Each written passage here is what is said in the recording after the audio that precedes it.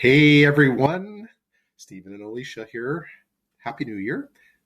We're going to be talking about capital losses.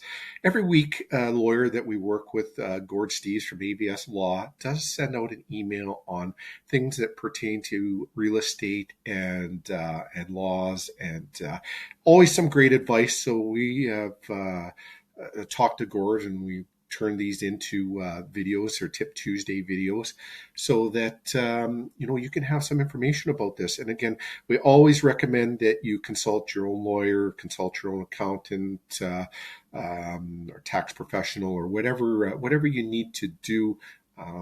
Or if you've got a realtor that you're working with, consult your own realtor on information too as well.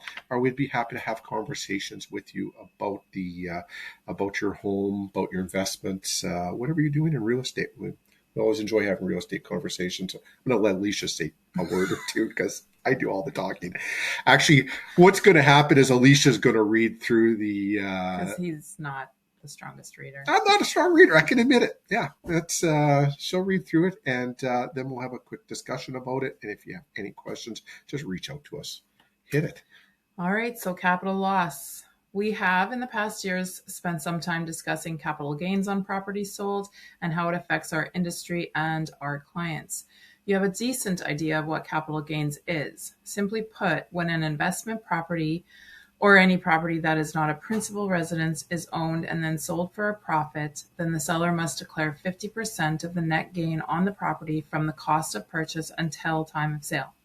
This is painful for sellers because large gains can result in large tax bills. This was a common situation in the last few years as prices spiked. Now, the investment theater has changed, and huge quick gains are less likely, and in some cases the sale price can be less than the purchase price if the property was bought relatively recently, especially on a net basis. When this happens, this is called a capital loss as opposed to a capital gain. This is likely not a welcome scenario for your client, of course, but there may be at least a bit of a silver lining. Any capital loss recorded can be offset against any gains realized on capital gains either going forward or going back 3 years.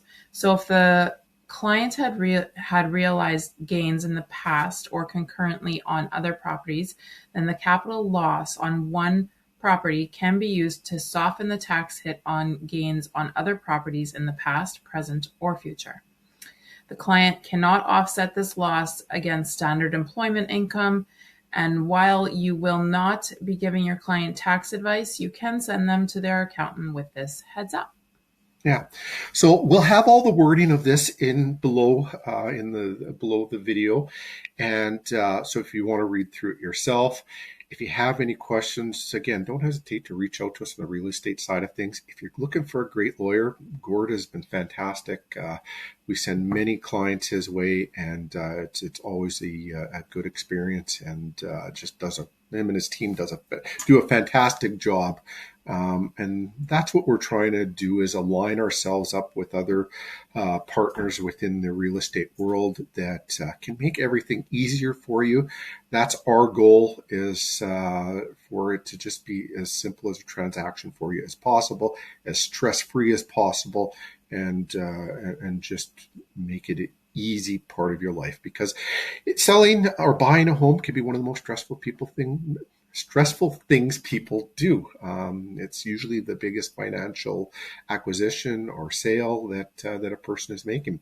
So again, any real estate related questions, reach out to us. You're looking to buy, looking to sell, happy to talk to you. Just happy to have a real estate conversation with you, right? You bet. And by the way, this was recorded January 29th, 2024. And it's like +4. Yeah, this is unbelievable for weather for January. A little bit about the real estate market. We're in real estate coaching with some of the top realtors all across Canada. And we are seeing in the Toronto, the Vancouver markets, Calgary, Halifax, all of them are in January, have experienced a lot of multiple offers, a lot of bully offers, and it's usually a crystal ball of what's coming here.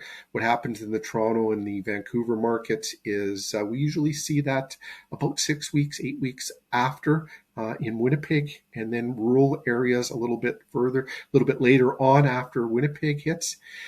So again, if you're a buyer, now's the time. I think real estate's hit the low, and interest rates are talking about going down. That's going to set a frenzy. We've got more immigrants coming in than houses being built. There is a shortage, and it's a supply and demand thing. So only even if interest rates held, sales are going to go up because of supply and demand. Again, reach out with any questions. We'd love to help you buy. We'd love to help you list. And thank you for watching. Have a great day.